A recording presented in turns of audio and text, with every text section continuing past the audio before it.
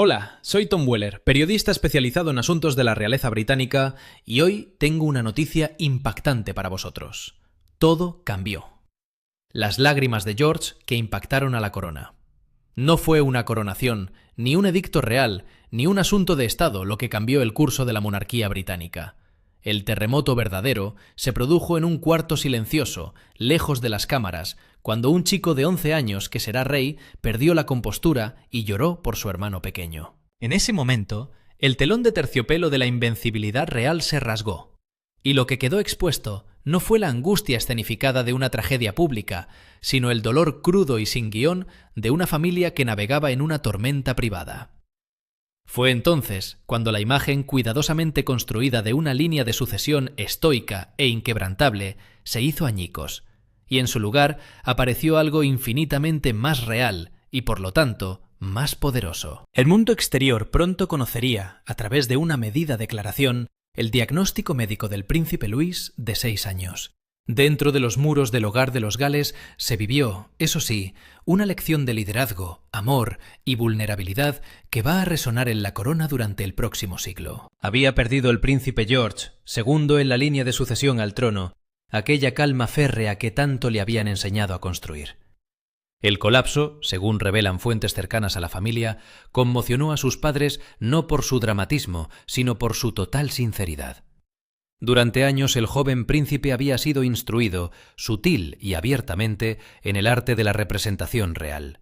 Sonreír sin descubrirse, saludar sin gesticular, permanecer en pie como símbolo de continuidad inmutable. Pero en la vulnerabilidad de un ser querido, todo el protocolo se esfumó.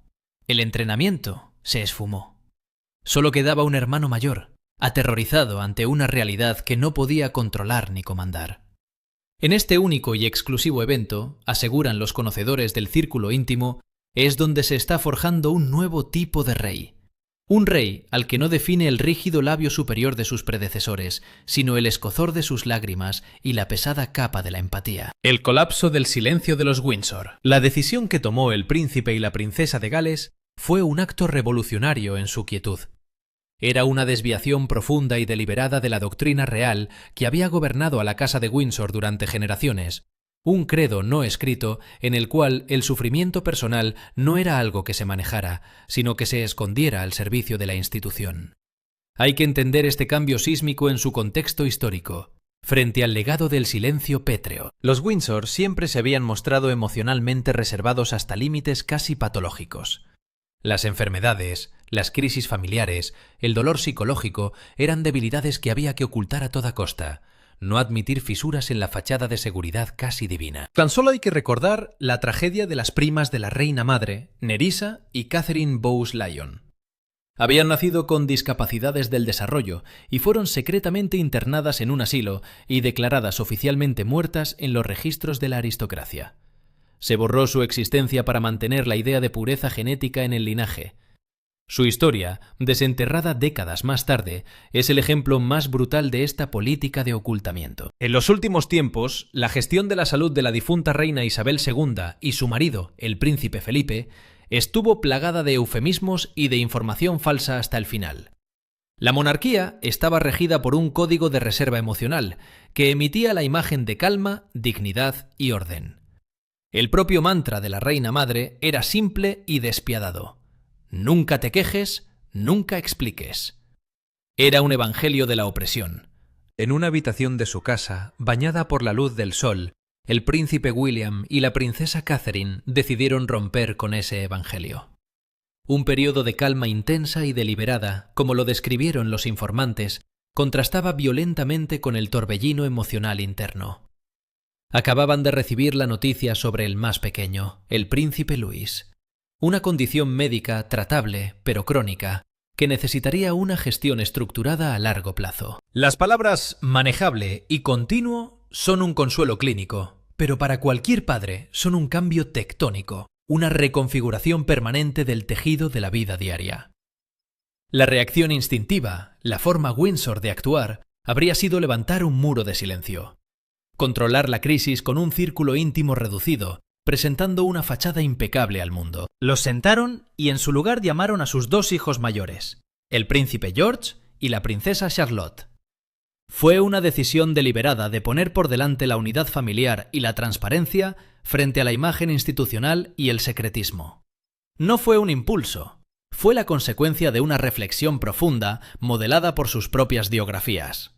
La experiencia fundacional de la vida de William fue perder a su madre, la princesa Diana, un duelo que tuvo lugar bajo el microscopio mundial. Historiadores y psicólogos reales señalan que su obligación de procesar su dolor en público le ha inculcado un deseo feroz de darle a sus propios hijos la honestidad emocional y el refugio que a menudo se le negó a él y a su hermano. Para Catherine, su propia y reciente batalla de salud, que desató un tsunami de especulaciones y de crueles teorías conspirativas en todo el mundo, le proporcionó una comprensión visceral del poder destructivo del secretismo y el rumor. Aprendió, por la peor forma, que en la era digital el vacío de información lo llenan las formas más tóxicas de especulación. Así pues, su decisión no fue simplemente cuestión de estilo educativo, sino una estrategia calculada para una monarquía moderna. No dejarían a sus hijos escuchar los susurros de las conversaciones en los pasillos del palacio.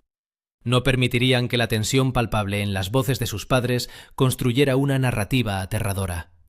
Contarían la verdad dentro de los confines sagrados de su familia para controlar la narrativa. Juntos se enfrentarían al miedo. No solo estaban educando a sus hijos, estaban enseñándoles un nuevo valor real, que la vulnerabilidad emocional no es un defecto que debe ocultarse, sino una verdad que debe confrontarse con valentía y apoyo mutuo. El sello del silencio no fue roto por una filtración mediática o una disputa pública, sino por un acto deliberado de amor parental. Las preguntas que marcan una corona. Según las crónicas de este momento familiar, el príncipe George escuchaba a sus padres con una atención que desmentía los 11 años que tenía. Su primera reacción no fue emocional, sino analítica, lo que nos ofrece una ventana fascinante a la mente de un futuro rey que ya ha sido entrenado para procesar, comprender y buscar soluciones. Sus preguntas, hechas con una especie de tranquila precisión, eran a la vez maduras y desgarradoras. «¿Qué es esto?», preguntó, tratando de poner orden lógico a la niebla emocional. La pregunta principal de un hermano mayor que cuida de su hermano. ¿Estará bien Luis? ¿Podría empeorar? La mente ya proyectando hacia los peores escenarios y las complicaciones futuras. Y por último, la pregunta que revelaba al monarca que llevaba dentro. ¿Hay algo que pueda hacer yo? Esta última pregunta es muy reveladora. Es el lenguaje de la responsabilidad, de la agencia, de un deber instintivo de proteger a los suyos. En ese momento no era solo un hermano, era un guardián, un papel que es la esencia misma de la realeza.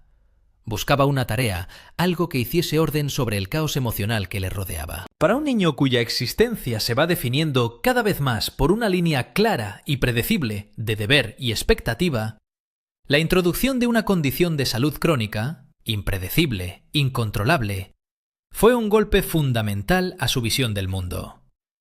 Estaba aprendiendo la lección más importante que cualquier monarca puede aprender, que a pesar de todo el poder, privilegio y protección que ofrece la corona, hay fuerzas, la biología, el destino, la fragilidad humana, que no puede controlar. Fue solo después de esta exploración cerebral, después de que su mente intentara y fracasara en encontrar una solución controlable, cuando el dique emocional finalmente se rompió. Los sollozos que siguieron no fueron descritos como el berrinche de un niño, sino como el llanto silencioso y profundo de alguien que acaba de comprender los límites de su propio poder. Los testigos de este momento de profunda vulnerabilidad dicen que sus padres se vieron visiblemente afectados. El príncipe William, un hombre que ha abogado públicamente por la salud mental y ha hablado de su propio viaje a través del duelo, reaccionó instintivamente, atrayendo a su hijo a un abrazo cerrado. Ese gesto, en sí mismo, fue un mensaje poderoso. Está bien tener miedo, está bien llorar, tu amor es tu verdadera fuerza. No hubo un «sé fuerte» o un «levanta la barbilla», sino una validación emocional completa. Los biógrafos reales argumentarían que este es un momento formativo tan crucial para el futuro rey George VII como lo fue el Blitz para el carácter de la reina Isabel II, quien encarnó el estoicismo de su era. Tan definitorio como la crisis de la abdicación y el peso de un imperio en transición lo fueron para su sentido del deber. El enfoque del rey Carlos III fue moldeado por una infancia solitaria y la larga, a menudo frustrante, espera en la sombra, lo que resultó en una mentalidad más filosófica y a veces más abiertamente emocional. Para George, su prueba de fuego no es una guerra o una crisis constitucional, sino esta batalla intensamente personal y familiar. Está aprendiendo, de primera mano, que la verdadera soberanía no es la ausencia de debilidad, sino la gracia con la que se navega. Está aprendiendo que el corazón de un rey debe ser, primero, el de un hermano, y que los deberes más pesados no son los del Estado, sino los del amor. El ángel guardián de un hermano. En los días y semanas que siguieron a esa reunión familiar, se observó un cambio palpable en el comportamiento del joven príncipe. No fue un cambio de rebeldía o de retraimiento, sino una recalibración silenciosa y decidida de su papel dentro del ecosistema familiar. La explosión emocional incontrolada dio paso a una manifestación constante y enfocada de cuidado. El personal del palacio, que ha observado al príncipe George, según los informes, lo describe asumiendo rápidamente el papel de guardián y compañero de su hermano menor, una responsabilidad que parece emanar no de un sentido del deber impuesto, sino de un amor profundamente protector. Sus acciones fueron pequeñas, pero inmensamente significativas. Se le veía con frecuencia comprobando cómo estaba Luis, ofreciendo una presencia tranquilizadora. Durante el juego, adaptaba su comportamiento para acomodar a su hermano menor, mostrando una paciencia recién descubierta y cediendo a las preferencias de Luis, incluso cuando no eran las suyas. Este acto silencioso de autonegación, la voluntad de ceder el poder en el ámbito del juego, es un poderoso indicador de su carácter en evolución y una demostración de empatía notable para un niño, especialmente para un primogénito.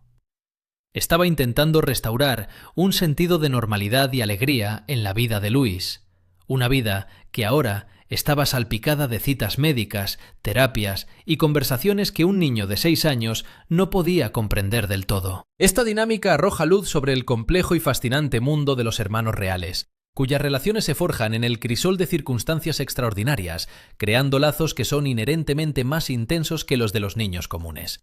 La historia está repleta de ejemplos de la fuerza de estos vínculos, como la sólida asociación entre la reina Isabel II y la princesa Margarita, que sobrevivió a enormes tormentas personales y constitucionales. Y también está llena de tragedias, como la fractura pública y dolorosa de la relación entre el príncipe William y el príncipe Harry.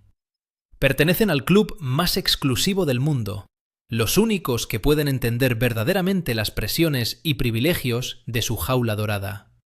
La salud de la monarquía, a menudo, depende de la solidez de estos lazos familiares fundamentales. Esta crisis, aunque nacida del dolor, parece estar forjando a los hijos de Gales en una unidad notablemente fuerte y cohesionada. Se informa que la princesa Charlotte ha manejado la situación con su propia calma y compostura características, demostrando la seguridad y el aplomo por los que ya es conocida. Se ha convertido en una fuerza estabilizadora, una mediadora amable, capaz de absorber la tensión y restaurar una sensación de normalidad. Los tres hermanos, con George como el heredero en el centro, están formando un triunvirato unido que será un pilar fundamental para él en el futuro. Sin embargo, se cree que William y Catherine son muy conscientes de los posibles peligros. Están trabajando activamente para asegurar que el instinto protector de George no se transforme en un sentido de responsabilidad abrumador.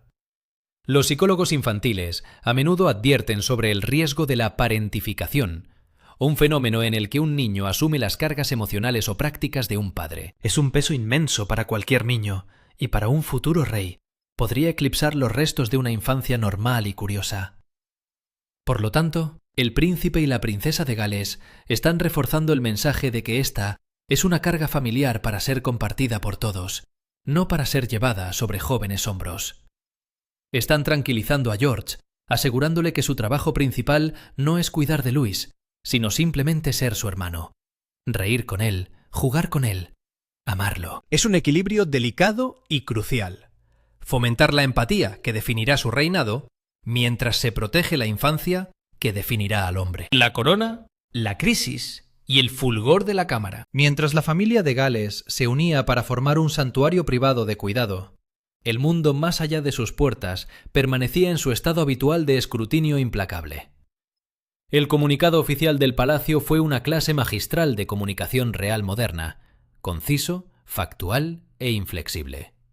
El mensaje, que confirmaba que el príncipe Luis estaba recibiendo tratamiento para una condición médica, concluía con una solicitud inequívoca de privacidad. Los analistas de medios a menudo se refieren a esta táctica como una revelación limitada, diseñada para proporcionar suficiente información para desactivar la especulación más inmediata, al tiempo que se traza una línea clara de que no se proporcionará más información.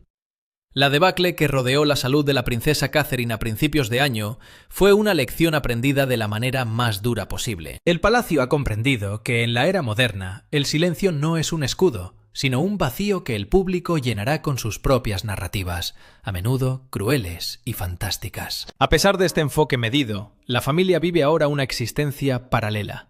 En privado, navegan por las tensiones emocionales y logísticas de las necesidades de salud a largo plazo de un niño. En público, permanecen bajo la vigilancia constante de los medios de comunicación globales y la jungla caótica de las redes sociales. Si bien los medios tradicionales han respetado en gran medida la solicitud de privacidad de la familia, el mundo en línea opera sin tales reglas. Cuentas anónimas afirman tener información privilegiada.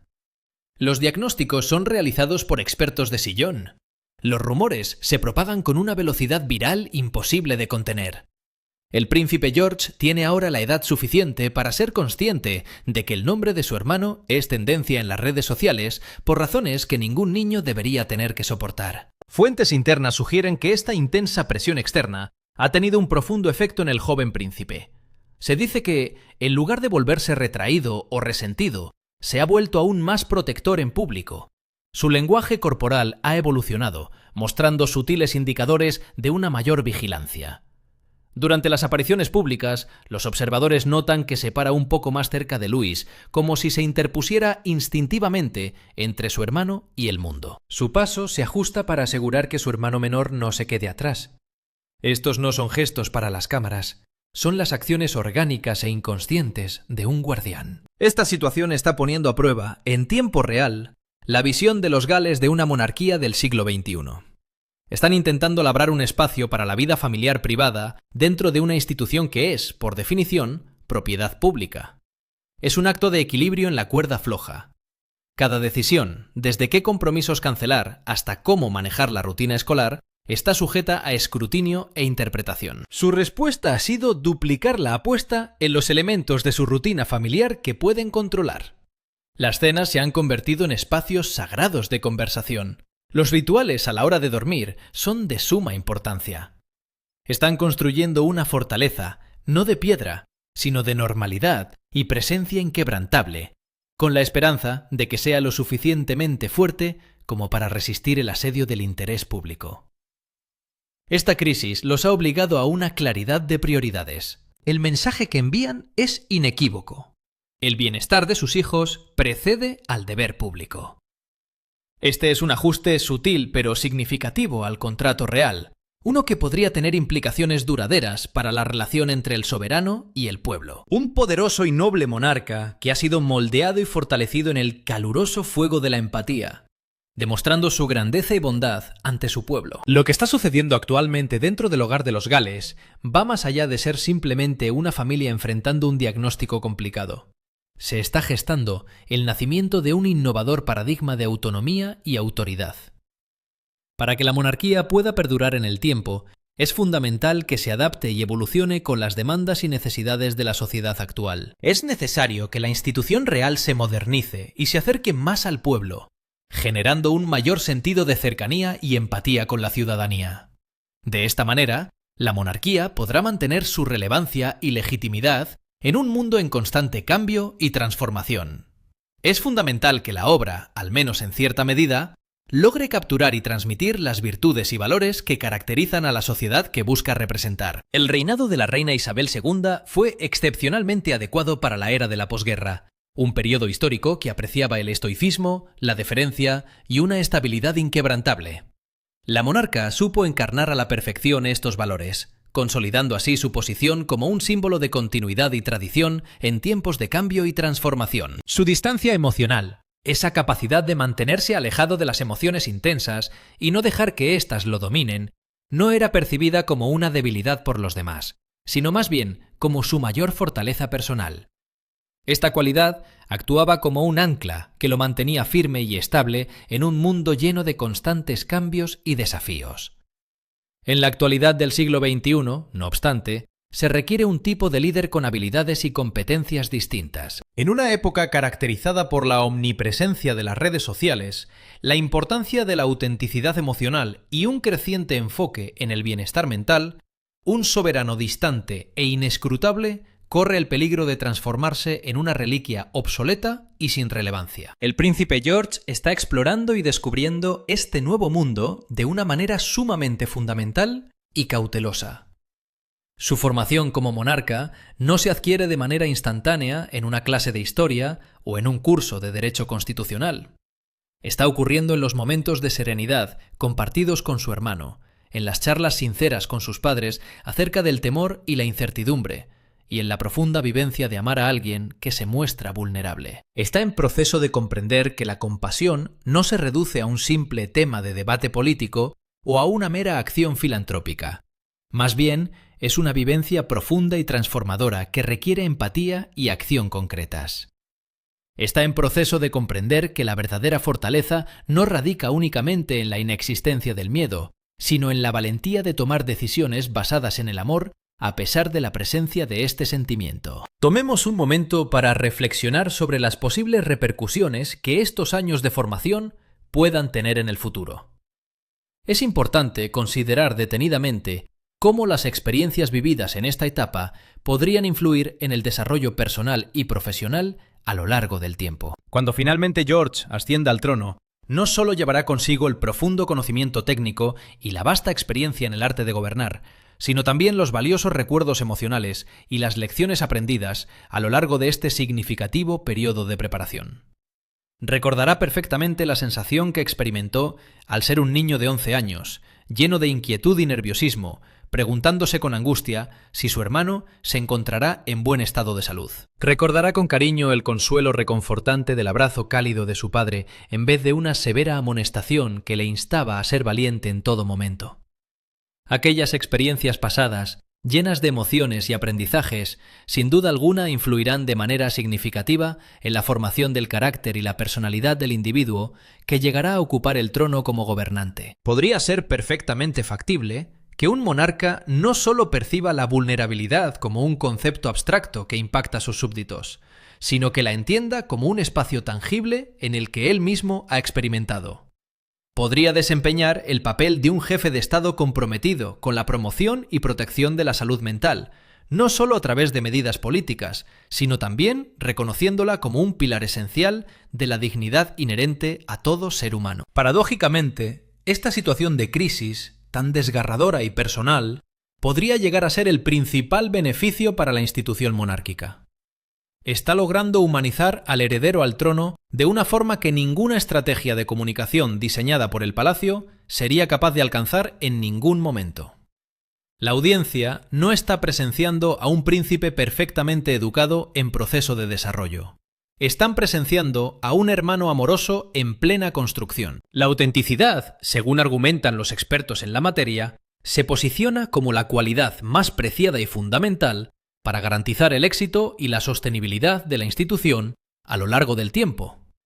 El contrato social de una monarquía constitucional se fundamenta en el consentimiento del pueblo, y en una sociedad cada vez más secular y democrática es más factible que este consentimiento sea concedido a un monarca que sea visto como empático y próximo a sus súbditos. Las lágrimas derramadas por el príncipe George en la privacidad de su residencia no deben ser interpretadas como una muestra de vulnerabilidad. Fueron un bautismo muy especial para nuestra familia. Los momentos compartidos durante la ceremonia y la celebración posterior quedarán grabados en nuestra memoria para siempre. Despojaron sin piedad el reluciente barniz que cubría la imagen de una realeza intocable, revelando así el corazón palpitante y sincero de un niño que ama con devoción a su querido hermano. En ese preciso instante de absoluta impotencia, me encontraba asimilando la lección más trascendental de todas: que la función de un monarca no radica únicamente en ejercer el gobierno sobre su pueblo, sino en velar por su bienestar y protección. La silenciosa y gradual recalibración de dinámicas familiares que actualmente tiene lugar entre los imponentes muros del majestuoso palacio podría considerarse como el acontecimiento determinante que garantice la continuidad de la monarquía británica por varias generaciones más, evolucionándola de una institución basada en el poder transmitido por herencia a una fundamentada en la empatía conquistada. Gracias por ver el vídeo. Si tienes algún comentario, háznoslo saber.